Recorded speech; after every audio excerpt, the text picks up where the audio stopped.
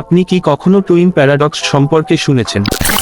ধরুন দুটি যমজ শিশু আছে, তাদের মধ্যে 5 বছরের একটি যমজ শিশুকে নিয়ে যদি রকেটে করে মহাকাশে পাঠানো হয়, তবে সেই শিশুটি আলোর গতির চেয়ে 90% বেশি গতিতে রকেটে ভ্রমণ করা শুরু করবে। এতে কি হয়, যখন শিশুটি দ্রুত ভ্রমণ করবে তখন সময় 44% ধীরে চলবে। এর মানে তার বয়সও ধীরে চলা শুরু করে।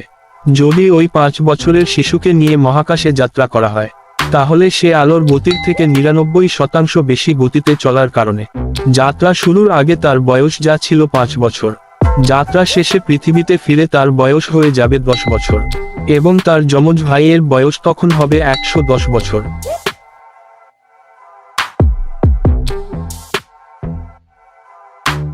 আমাদের পরবর্তী ভিডিও গ্র্যান্ডফাদার প্যারাডক্স নিয়ে। ভিডিওটি দেখতে আগ্রহী হলে চোখ রাখুন আমাদের চ্যানেলে। ভিডিওটি খুব শীঘ্রই আসতে চলেছে। আপনাদের যদি কোনো নির্দিষ্ট বিষয়ে ভিডিও লাগলে কমেন্ট করতে দ্বিধা করবেন না, আমরা অবশ্যই সেই ভিডিও আপনাদের সামনে উপস্থাপন করব। সবাই ভালো থাকবেন।